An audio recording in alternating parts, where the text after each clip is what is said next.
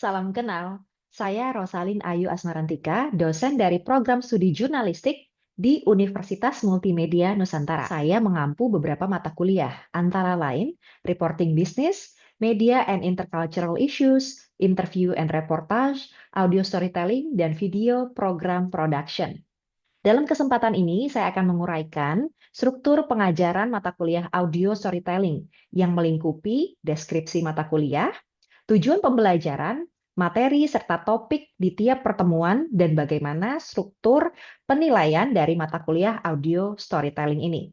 Secara lengkap, informasi terkait hal-hal yang saya sebutkan tadi, ini bisa didapat di sebuah dokumen namanya Rencana Program dan Kegiatan Pembelajaran Semester atau RPKPS. Atau kita sering juga menyebutnya sebagai lesson plan. Adalah RPKPS atau lesson plan dari mata kuliah audio storytelling. Mata kuliah ini diampu oleh dua dosen, yakni Dr. Roni Agustinus Siahaan dan saya sendiri. Mungkin saya perlu memberikan sedikit latar belakang tentang mengapa ada mata kuliah audio storytelling. Jadi mata kuliah audio storytelling ini merupakan mata kuliah yang merupakan perkembangan dan pemutakhiran dari mata kuliah radio journalism. Karena seperti yang kita tahu dalam perkembangannya medium audio, ini tidak hanya terbatas pada medium radio lagi gitu atau media radio lagi, namun juga meliputi audio digital seperti podcast, audiobook ataupun juga audio dokumentari. Nah, mata kuliah ini, mata kuliah audio storytelling ini merupakan jawaban sekaligus juga respon dari program studi jurnalistik untuk tetap memberikan pengajaran yang relevan dengan perkembangan industri media kepada mahasiswa dan mahasiswinya. Nah, sekarang kita lihat ya, apa saja sih deskripsi dari mata kuliah audio storytelling ini. Kalau kita lihat di RPKPS, mata kuliah ini merupakan mata kuliah wajib dengan kode mata kuliah JR105 dan bobotnya adalah 3 SKS. Mata kuliah audio storytelling ini biasanya atau umumnya ditawarkan di semester ganjil dan biasanya diikuti oleh mahasiswa yang sedang menjalankan semester 3. Karena ini mata kuliah wajib, tidak ada prasyarat untuk mengikuti mata kuliah ini. Setelah mahasiswa ataupun mahasiswi mengikuti mata kuliah audio storytelling, mereka dapat mengaplikasikan basic atau dasar-dasar prinsip medium audio ketika mereka memproduksi cerita ataupun juga liputan berdasarkan fakta. Karena kita program studi jurnalistik, jadi ditekankan di informasi dan juga cerita yang berdasarkan fakta ini. Selain itu, mata kuliah ini juga memfasilitasi mahasiswa untuk mengembangkan kemampuan berpikir logis, kreatif, juga inovatif, thinking skill atau kemampuan berpikir secara inovatif dalam memproduksi audio konten dengan pendekatan naratif atau pendekatan storytelling. Nah, ada dua poin besar learning outcome atau capaian pembelajarannya nih sebenarnya. Yang pertama adalah mahasiswa diharapkan dalam UTS nanti ini bisa menunjukkan pengetahuan mereka atau knowledge mereka dalam mengimplementasikan teknologi ataupun juga teori komunikasi dan juga jurnalistik ketika mereka mengangkat isu-isu nasional maupun internasional dalam karyanya. Di sini spesifik karya audio ya. Capaian pembelajaran kedua, yakni mahasiswa diharapkan dapat membuat sebuah karya jurnalistik yang inovatif berdasarkan fakta dan juga menggunakan tadi teknologi media dan komunikasi yang sejalan dengan mediumnya ya, ini medium audio. Nah, sekarang kita akan melihat apa saja sih yang akan dipelajari oleh mahasiswa di tiap pertemuan kelas audio storytelling ini. Kelas ini sebenarnya adalah kelas hybrid, jadi kelasnya diselenggarakan dalam dua jenis kelas. Yang pertama adalah kelas luring, yaitu kelas yang ada di kampus, begitu ya, dan pertemuan langsung antara dosen dan juga mahasiswa. Tipe keduanya ini adalah kelas daring atau kelas online yang jenisnya adalah asinkron. Nanti saya akan menunjukkan juga di mana sih mahasiswa bisa mengakses kelas asinkron untuk pertemuan-pertemuan asinkron di kelas audio storytelling ini. Nah, kita langsung lihat ya ke topik pembahasan tiap minggunya. Minggu pertama ini adalah pengenalan RPKPS dan juga intro ke audio storytelling. Apa sih audio storytelling itu? Kemudian bagaimana perkembangan bisnis audio mulai dari radio, kemudian juga ada podcast, kemudian juga ada audiobook, ada audio documentary. Itu bagaimana prospek industrinya dan juga sejarahnya. Itu kita bahas di minggu pertama.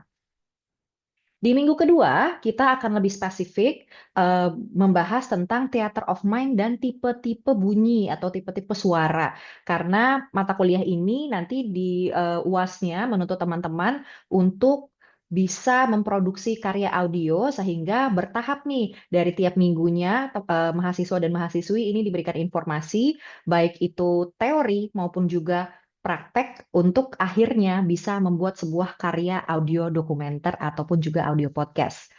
Di minggu ketiga, kalau yang warna biru ini berarti menandakan kelasnya adalah kelas asinkron. Kelasnya tidak terjadi di ruang kelas, namun semua materinya ini bisa diakses di LMS, elearning.umn.ac.id. Minggu keempat, kita kembali ke kelas luring atau kelas onsite gitu ya. Kita belajar tentang bagaimana sih menulis untuk didengar. Nah, kalau biasanya menulis tuh ya untuk dibaca gitu. Nah, di kelas ini kita menulis untuk didengar. Kita belajar tentang bagaimana sih tipe-tipe atau jenis skrip ataupun naskah audio. Kemudian di minggu kelima kita akan belajar tentang bagaimana membaca naskah audio yang sudah kita buat di minggu keempat atau minggu sebelumnya gitu ya. Membaca bagaimana naskah audio, bagaimana membuat perekaman yang proper atau perekaman yang sesuai dengan standar industri. Bagaimana membacakan naskahnya, intonasinya, artikulasinya, tempo ketika kita berbicara, dan juga tone atau nada suara yang sesuai dengan naskah yang kita buat atau karakter yang kita buat di cerita kita. Nah, minggu ke-6 ini masih dalam seri The Art of Writing to be Heard ya, tapi uh, proses selanjutnya gitu. Ya ini mengumpulkan dan juga menyeleksi sound bites atau kutipan dari narasumber. Karena program studi kita adalah program studi jurnalistik, sehingga basisnya harus fakta, harus ada liputan ke sana, harus ada narasumber yang dan dari wawancara itu gitu, wawancara yang kita rekam itu, kita juga akan belajar bagaimana menyeleksi dagingnya gitu. Kalau misalnya kita dengar di podcast-podcast gitu bilang ini podcast isinya daging semua gitu. Kadang kita wawancara narasumber kan 30 menit gitu. Tapi ternyata yang kita butuh nih yang dagingnya nih kalau kita pilih-pilihin gitu ya. Kalau kita selecting the sound bites itu ternyata cuma 10 menit aja intinya. Nah, itu akan kita pelajari di minggu ke-6. Selanjutnya, minggu ke-7 kita akan belajar tentang bagaimana menulis narasi. Bagaimana ya kira-kira kita menjahit semua statement narasumber dalam bentuk audio tadi untuk jadi karya kita. Nah, minggu ke-8 ini adalah UTS. Jadi tidak ada pertemuan di kelas. UTS-nya tipenya take home dan di UTS ini teman-teman diminta untuk menganalisis karya audio yang sudah ada. Karena teman-teman sudah diajarkan gitu atau sudah latihan dari pekan ke-1 sampai dengan pekan ke-7 tentang bagaimana sih tahapan produksi gitu. Nah, ini teman-teman diminta untuk menganalisis di UTS-nya gitu karya yang sudah ada tuh bagaimana ya aspek naratifnya, kemudian juga pemilihan soundbites-nya, apakah informasinya banyak yang penting atau malah banyak yang redundant gitu ya. Itu di UTS. Nah, setelah UTS kita masuk ke pertemuan selanjutnya, pertemuan ke-8, kita akan membahas mengenai regulation dan ethics atau regulasi dan juga etika ketika kita membuat konten audio digital. Nah, minggu ke-9 kita akan belajar editing audio. Jadi tadi sudah wawancara, sudah tahu bagaimana membuat naskahnya, bagaimana menerasikannya, nah, etika dan juga regulasinya juga sudah tahu gitu ya. Nah, minggu ke-9 ini belajar mengedit, kan kita sudah punya materinya tuh audio yang tadi kita di minggu ke-6 kita liputan gitu ya. Nah, minggu ke-9 ini kita akan belajar editing dengan berbagai tools ataupun juga aplikasi editing audio. Ada Audacity, ini difasilitasi di Lab Campus, kemudian Adobe Audition juga, dan ada pengajaran mengenai podcastle.ai. Ini adalah aplikasi berbasis artificial intelligence yang diajarkan di mata kuliah audio storytelling ini gitu. Jadi Podcastle.ai ini adalah digital workstation namanya atau istilahnya alat editing audio digital tapi basicnya adalah AI. Nah, minggu ke-10 kembali kelas asinkron, teman-teman akan diajarkan atau kita semua akan belajar mengenai audience strategi. Kita mau bikin audio dokumenter yang targetnya adalah anak-anak Gen Z. mahasiswa-mahasiswi. Berarti kita harus menyesuaikan tuh bentuk karyanya, kemudian juga narasumbernya gitu ya. Di minggu ke-11, nah teman-teman ini akan dibentuk ke dalam grup, jadi ini sudah kerja kelompok dari minggu ke-11. Ini untuk mengerjakan tugas akhirnya yang berupa audio dokumenter tadi. Di minggu ke-11, teman-teman akan brainstorming di kelompok masing-masing, kemudian mencoba untuk pitching proposal karyanya gitu ya. Nah, baru di UASnya ini teman-teman nanti akan mengumpulkan si final project-nya teman-teman beserta dengan proposal yang sudah direncanakan teman-teman di minggu ke-11 gitu ya, beserta dengan evaluasi pengerjaan karya. Jadi harus ada dokumen reflective thinking dari bagaimana proses pengerjaannya, bagaimana pertimbangan pemilihan topiknya, bagaimana proses pencarian narasumbernya, bagaimana proses editingnya secara teknis gitu ya, bagaimana penyusunan naratifnya gitu. Kalau dari mahasiswa-mahasiswa yang sebelum-sebelumnya sih mereka senang karena kelas ini banyak prakteknya, banyak apa namanya tugas hariannya atau tugas mingguannya tuh langsung eksekusi gitu, langsung praktek gitu. Jadi ini memudahkan mereka untuk mengerti dan mengimplementasikan teori ataupun konsep yang diajarkan. Nah, sehingga ada pembagian nilai atau bagaimana sih komponen penilaian di mata kuliah ini? Ini kalau kita lihat, komponen penilaiannya adalah UTS itu 25%, UAS 25%, individual assignment ini adalah tugas-tugas harian seperti tadi ya, wawancara, kemudian mengumpulkan sound bites, kemudian memilih sound bites, menganalisis, membuat narasi dan lain-lain gitu ya, itu 20%. Dan final project atau tugas akhirnya tadi, audio documentary yang dikerjakan secara berkelompok, ini bobotnya adalah 30%. Ini adalah references dan sources yang digunakan. Kebanyakan berupa buku, begitu ya teman-teman. Tapi nanti juga ketika praktek, terutama praktek editing, kita memiliki modul editing audio yang sudah dibuat oleh saya dan juga tim dosen mata kuliah audio storytelling. Nah, kita akan lihat weekly lesson plan. Di weekly lesson plan ini ada detailnya tadi sesuai dengan subtopik yang sudah saya jabarkan, kemudian metode pengajarannya bagaimana, kemudian bagaimana penilaiannya, dan juga asesmennya ada apa saja. Kita langsung saja ke bagan alur dari mata kuliah ini. Secara bertahap, begitu ya, capaian pembelajarannya ini diajarkan ke teman-teman. 3 capaian pembelajaran ini diajarkan sebelum UTS. Nanti akhirnya di capaian pembelajaran 7 ini, mahasiswa diharapkan bisa memproduksi produk audio storytelling adalah laman e-learning.umn.ac.id. Tadi saya sempat menjelaskan bahwa kelas audio storytelling ini adalah kelas hybrid. Jadi pengajarannya berlangsung luring dan juga daring gitu ya. Nah, pengajaran daringnya, kelas online asinkronnya itu bisa diakses di sini. Karena ini akun saya gitu, data saya makanya yang terlihat. Nanti kalau akunnya mahasiswa-mahasiswi kurang lebih tampilannya seperti ini, kelas apa yang mereka ambil di semester itu, kemudian data diri mereka. Nah, kita lihat bagaimana sih isi kelas audio storytelling. Nah, di pertemuan ketiga ini adalah pertemuan daringnya, pertemuan asinkronus atau kelas online. Nah, di pertemuan-pertemuan daring ini apa mata ajarnya atau bahan ajarnya ini semua sudah diunggah di LMS. Ada video, kemudian ada forum diskusi, ada slide presentasi, kemudian ada pendahuluan.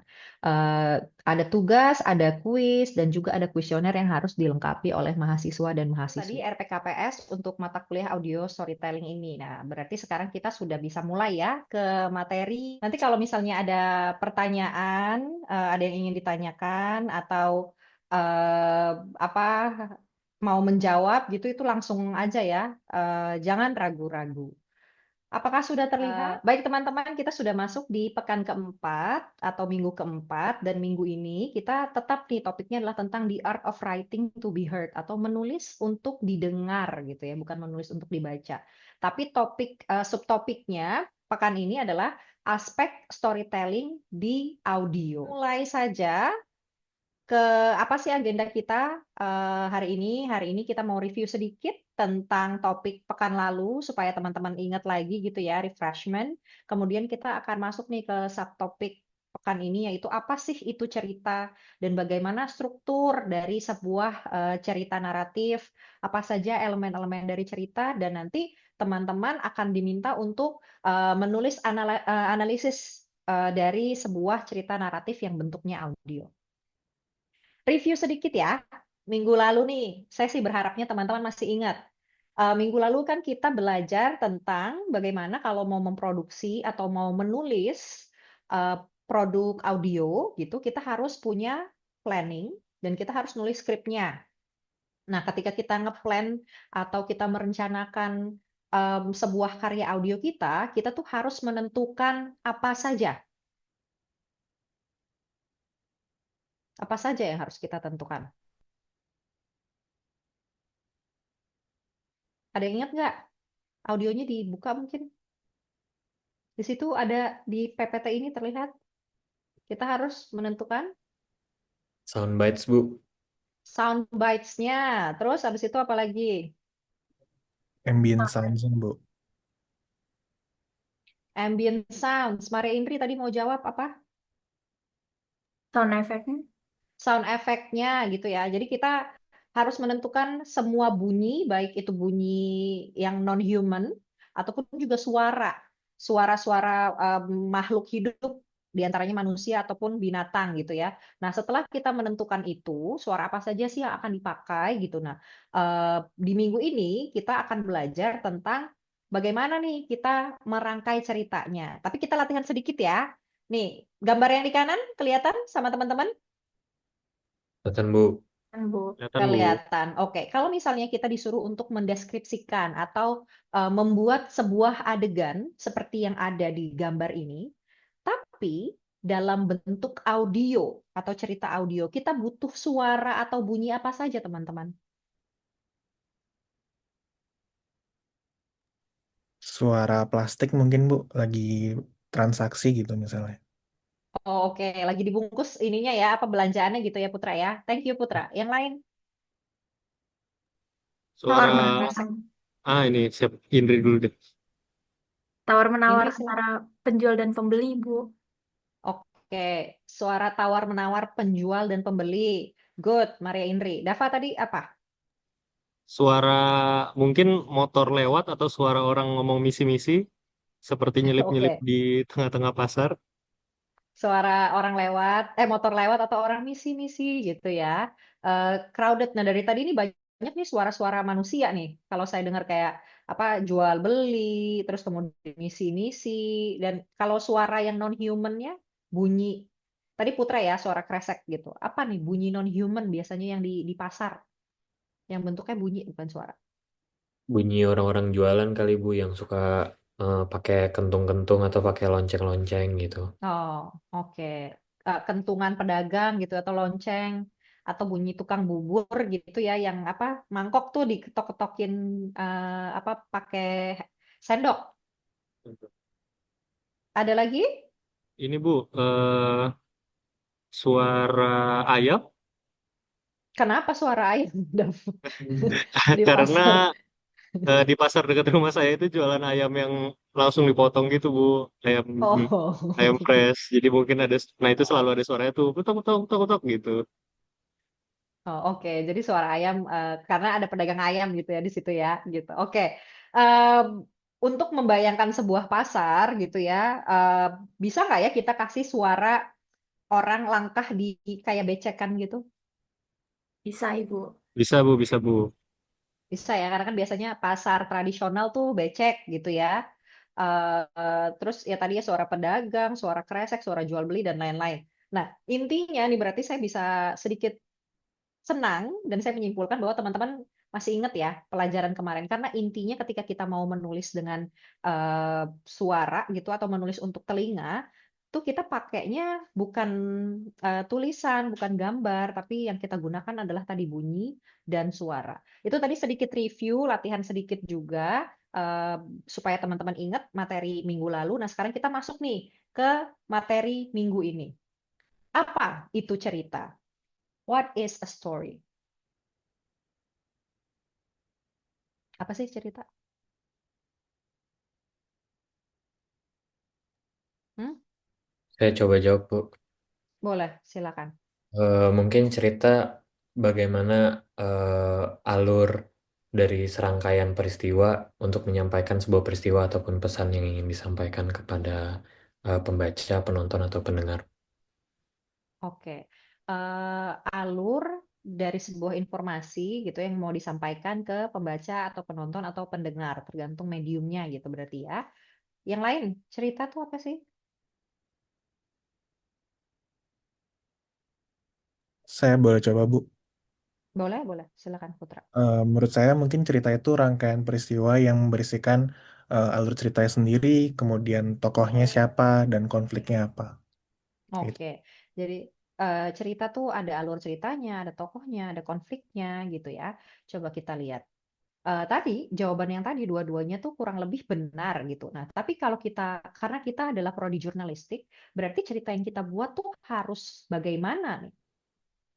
Harus berdasarkan, minimal banget berdasarkan 5W1H. Karena itu adalah basic dari informasi atau yang bisa kita bikin jadi cerita gitu ya. Informasi itu kita rangkai, kemudian bisa kita bikin jadi berita, bentuknya entah tertulis, entah bentuknya audiovisual atau audio. Intinya 5W1H-nya, informasi 5W1H ini harus ada di cerita kita. 5W1H hafal ya? Ini udah bisa dilihat juga nih di PPT share screen-nya. Oke, sampai sini ada yang mau nanya nggak? Aman, Bu. Cerita atau membuat cerita yang runut dan jelas awalnya, tengahnya, dan endingnya, plot structure sederhana ini bisa kita gunakan karena ini dipakai tidak hanya di audio storytelling, tapi di semua bentuk karya yang ada unsur storytelling-nya gitu ya. Jadi kalau kita lihat nih kayak segitiga nih dia. Tapi di awalnya ada yang flat to beginning atau exposition. Ini biasanya awal mula cerita. Di exposition ini, kenapa sih namanya exposition? Karena kita harus mengekspos informasi-informasi pentingnya. Misalnya kayak karakternya siapa aja. Atau kejadian awalnya apa sih? Anchor story-nya apa gitu ya. Terus kita juga harus jelas tuh latarnya tuh di mana gitu. Jadi di beginning itu harus mengekspos itu. Misalnya kita mau core-nya adalah di tokoh. Tokohnya mahasiswa ceritanya gitu ya. Mahasiswa yang dia nih karakternya suka tidur pagi gara-gara kebanyakan scrolling handphone. Terus udah gitu dia suka telat ke kampus. Nah, itu sebagai exposition tuh, sebagai cerita awal, pembuka cerita. Kita memperkenalkan tokohnya dan kondisi dia bagaimana. Kemudian kita masuk ke rising action. Karena rising action ini kalau kita lihat kan agak naik tuh dia ke atas. Nah, ini adalah bagaimana masalah-masalah dari si tokoh tadi tuh naik. Jadi kita ceritain misalnya masalah pertama, dia gara-gara dia telat bangun, telat ke kampus, terus ada masalah apa kira-kira? Yang kita bisa masukin ke rising action. Nggak di absen. Hmm? Oke. Setelahnya apa lagi? Setelah masalah itu, terus ada masalah apa lagi kira-kira yang mungkin bisa align dengan masalah itu?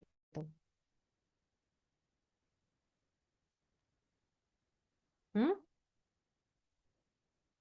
Mungkin bisa Apa Gafet? ini, Bu, eh, absennya udah tinggal terakhir gitu. Jadi dia buru-buru, Oke.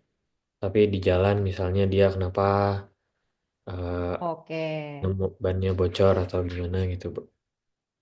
Oke, dia mengalami kesialan gitu ya, on the way ke kampusnya. Terus apa lagi? Sampai gongnya apa gitulah ya. Ini kita mau mengidentifikasi dulu sih nanti intinya di tugasnya gitu. Terus ada setelah rising action tadi, aksi-aksi tadi atau kejadian-kejadian sial tadi, tuh ada puncaknya atau middle atau si climax atau peak of the story atau peak of the conflict tuh biasanya. Jadi konflik paling gongnya tuh ada di atas, kemudian setelah konflik paling gong itu biasanya ceritanya tuh turun atau apa namanya dampak dari si masalah-masalah yang ada di rising action tadi, bagaimana masalah-masalah itu mempengaruhi si tokoh kita atau orang-orang di sekeliling tokoh kita. Itu di falling action tuh dijelaskan. Sampai akhirnya ke ending, itu resolusinya atau penutup ceritanya. Resolusi atau akhir cerita tuh boleh happy ending, boleh juga tidak happy ending gitu. Kalau kalian lebih suka yang mana? Cerita yang happy ending atau yang tidak happy ending atau yang gantung? Yang Hmm? gantung dan tidak happy ending, Bu. Oh, yang gantung dan tidak happy ending ya, karena mau nunggu sequelnya gitu Iya, biasanya. betul. Oke. Nah ini nih simple plot structure ini sebenarnya ada teorinya nih, namanya Freytag's Pyramid.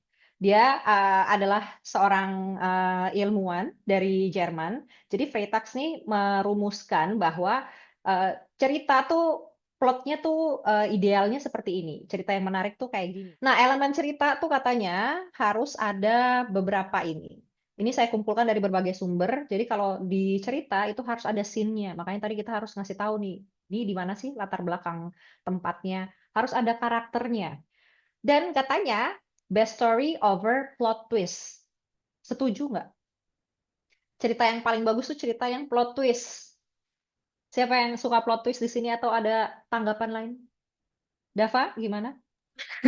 Saya setuju Bu, karena plot twist itu tuh kayak nambahin bumbu kepada cerita-cerita. Kayak misalnya ini cerita udah bagus banget, terus tiba-tiba ada plot twistnya itu bakalan lebih bagus lagi gitu.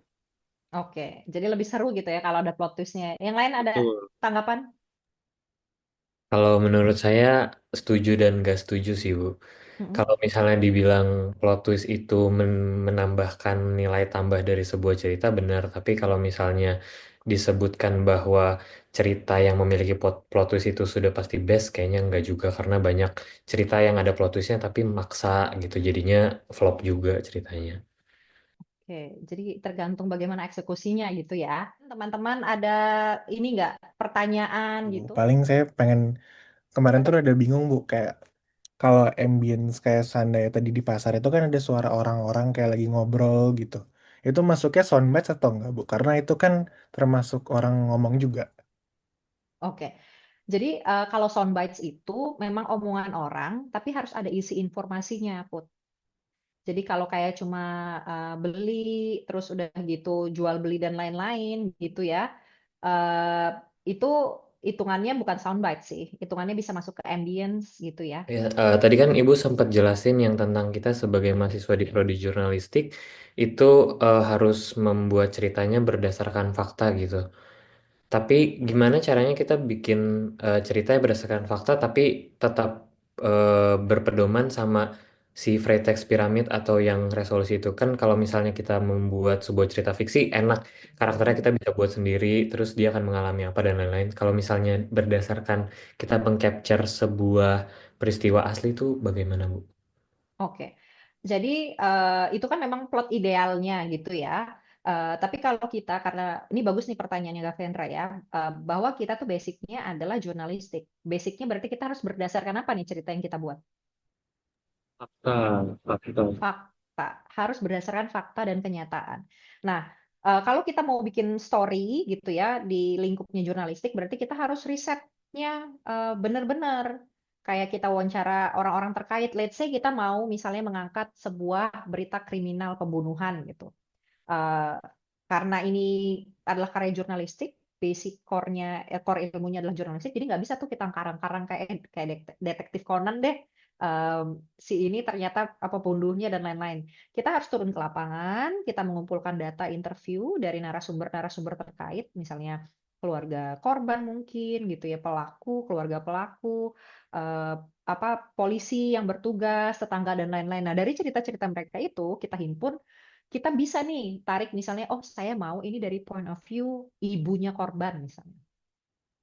Nah, dari core itu baru deh kita kembangkan dengan plot tadi gitu ya. Tapi kalau misalnya kan dituntut plot twist, Bu. Tapi cerita yang saya liput tuh nggak ada plot twistnya. Ya udah berarti tidak perlu ada plot twist karena daripada mengarang cerita di keilmuan jurnalistik kita harus menangin faktanya.